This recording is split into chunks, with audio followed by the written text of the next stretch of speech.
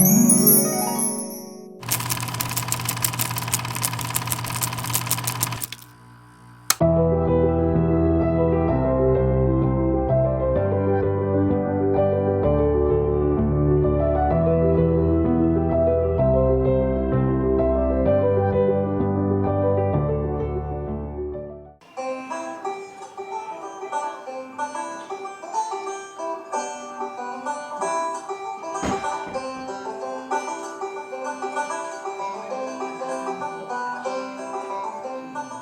quest for gold is as old as the discovery of America itself.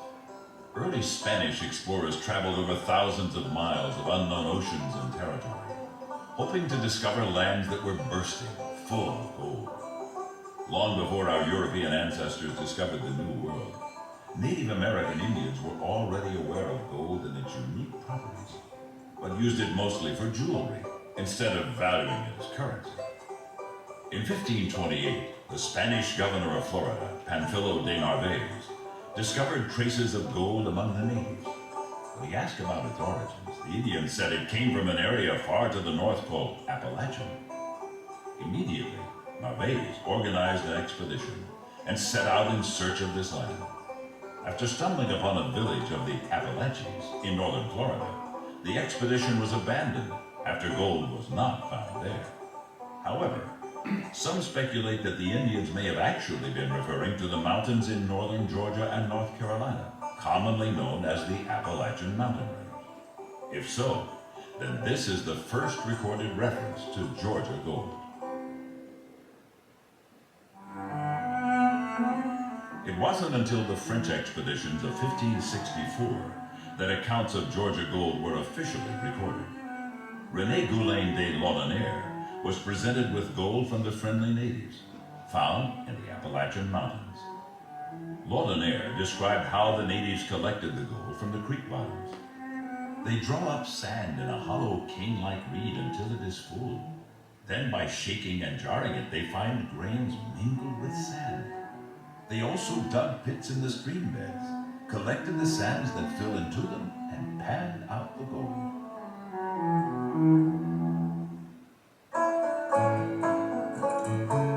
No one is certain when the first discovery of gold was made by the settlers in Georgia. Lucian Lamar Knight, Georgia's first state historian, tells of a discovery here in Carroll County near present-day Villa Rica, but he does not list his sources. Therefore, Villa Rica's gold claim was not widely recognized and remained one of conjecture and folklore for over 170 years. Further obscuring Villa Rica's claim was the widely publicized 1829 gold rush in Dahlonega, Georgia. Regardless, by the mid-1830s, Georgia was bustling with gold mining activity. In fact, more than 500 working gold mines have been documented in Georgia during this time period, making it one of the more prolific producers of the precious metal in the nation. This southern gold rush, the first in American history, lasted well into the 1840s. The region in Georgia, stretching from Rabun County through the city of Dahlonega, southward through Cherokee County and into Paulding and Carroll County, before ending in Alabama, would become known as the Dahlonega or Georgia Gold Belt. Throughout the mid-1800s, it was one of the richest gold formations ever found in the continental United States. Gold is relatively scarce in the earth, but it occurs in many different kinds of rocks and in many different geological environments. Through several geological processes, the random gold particles become concentrated into larger deposits. These concentrated lode deposits are the primary target for gold miners, and there are several theories as to how they got there. One theory is that rainwater seeped down into the hot magma of the earth and became superheated water that dissolved the metals in the surrounding rocks. The heated water began to rise to the surface, and as it cooled, the metallic minerals precipitated and formed veins of gold ore. Another theory suggests that gold-bearing solutions are expelled from hot magma as it moves into cooler surrounding rocks. And the last hypothesis of gold formation is most commonly accepted for mountainous regions and continental margins. This theory suggests that As the mountains were being formed, sedimentary and volcanic rocks were deeply buried, thrust under the edge of the continent, where they were subjected to high temperatures and pressure. This may have created a chemical reaction that changed existing rock into new minerals and migrated upward to the surface as the water cooled. Of the three theories, this last one is most likely to have created the gold here in Georgia, and specifically Villa Rica. This is because Villa Rica sits on a seismic fault line, and evidence of the Earth's plates shifting and overlapping can be found at the summit of Pine Mountain later in your tour. Villa Rica played an important role in the gold mining and westward expansion as a whole. The land on which the city was established was originally ceded by the Creeks in 1825 in a treaty by William McIntosh. Shortly after the arrival of the wagons in 1826, gold was discovered here. Although it did not develop into the large gold rush that struck northeast Georgia a few years later, this smaller gold rush kept several hundred men employed in the mines through the 1850s. Some portions of land lot 206, known today as Pine Mountain, changed hands as many as 26 times, with many attempts made to take away gold-laden land lots from unsuspecting lottery winners. Many were successful with such schemes. Some people found that there was more money to be made selling gold mining supplies than that of actually mining it. In 1832, William Hicks opened a general store and a tavern, selling supplies and services to miners in the area. The city was named Hickstown and soon accounted for almost half of the population in the county. To help promote the gold in the area, the city's name was changed from Hickstown to Villa Rica, which is Spanish for Village of Gold. So, why is the Villa Rica gold rush known as Georgia's forgotten gold rush? Reasons are as intriguing as the gold itself. The state of Georgia, hungry to satisfy the needs of a growing state, forced the Creek Indians from their lands in western Georgia. Due to an obscure law passed in 1825, which basically gave the mineral rights to the state, gold mining remained a closely guarded secret in Carroll until December of 1829, when the law was unceremoniously repealed, resulting in the formation of dozens of commercial mining operations.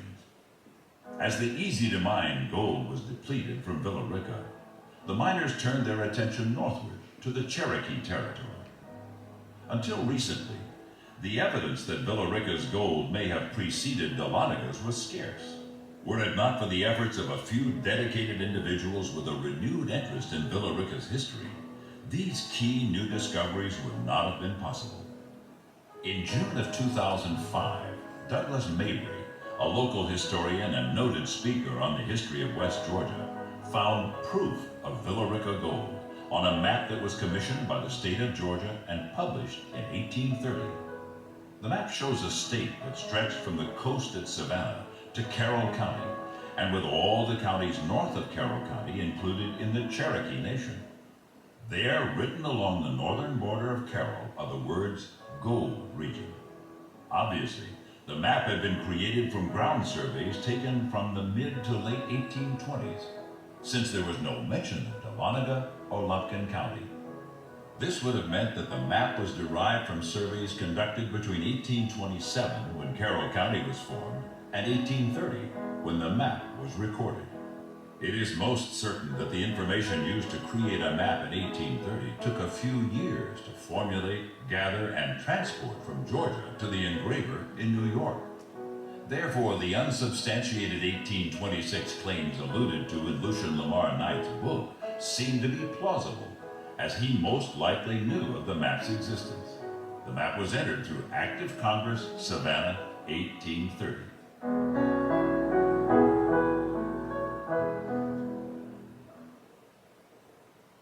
Furthermore, federal laws regarding the formation of counties in Native American lands further illustrate the validity of Villa Rica gold.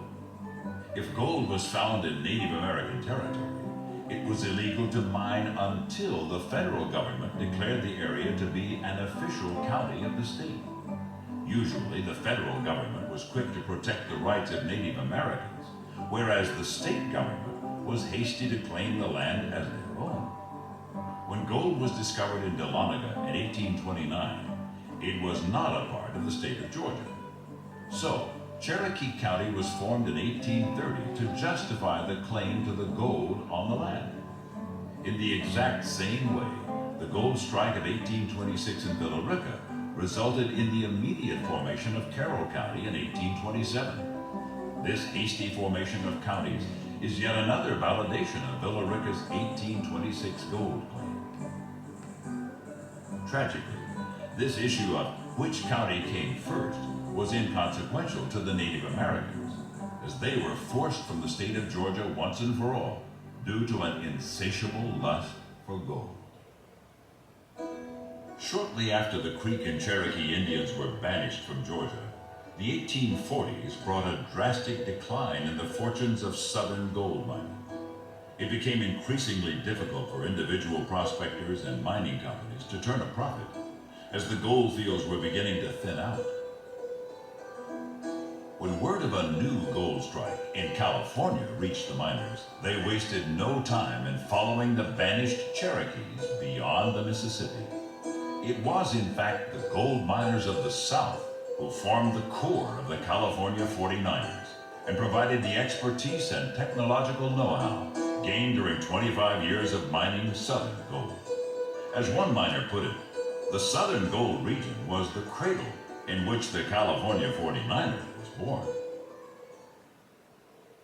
But gold fever never died out in what one local resident once called this favored region of God's creation.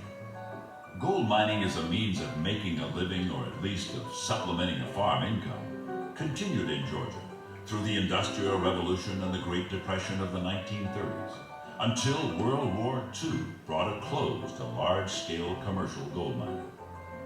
After the initial discovery of gold in the 1820s, settlers had begun pouring in from Alabama and the Carolinas. At first, men dug for the precious metal wherever they pleased, as the land belonged to the Creek Indians. From 1830 to 1840, the prospectors worked extensively. It is said that for the first 10 years, not less than 20,000 pennyweights were taken out annually. Gold can be found in many forms, including flakes, nuggets, and powder. Villa Rica gold is commonly found in the form of fine grains, almost the consistency of baby powder. But what it lacks in size, it makes up for in value, as it is almost 98% pure from the ground, making it among the purest in the world. All mining was done until around 1840 by simply panning. Several custom stamp mills were in operation before the war between the states as a means of separating the gold from the rock. In 1829, when gold was discovered in Habersham County near present-day Dahlonega, as many as 3,000 miners left the Villa Rica mine fields for Dahlonega gold, where it was typically found in larger quantities and in nugget form. Yet Villa Rica was the proving ground for many of the techniques used at later gold discoveries. The initial mining techniques progressed due to trial and error, using simple tools such as a pick, shovel, and frying pan. The early miners knew from experience and information from the Indians that gold was present in the nearby streams, having been washed down over thousands of years of weather and subsequent erosion. Once appreciable amounts of gold were found, ambitious miners would continue to work upstream until the gold could not be found. The miners would then move into the surrounding hills where gold had originated, having been forced up as the earth formed. At this point, a cast iron frying pan was a necessity. The pan simply separated the heavier gold from the sand and soil, a process known as stratification.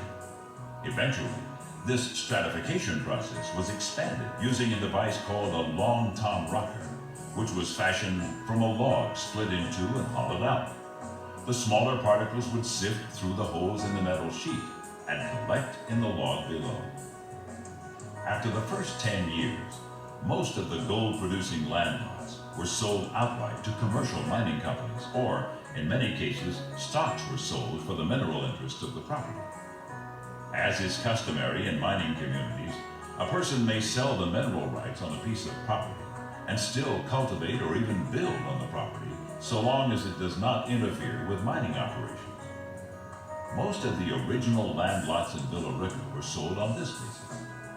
These commercial miners then shipped the gold south to Augusta, Georgia. In 1838, the Dahlonega Mint began processing gold, but had to close in 1861 at the start of the Civil War.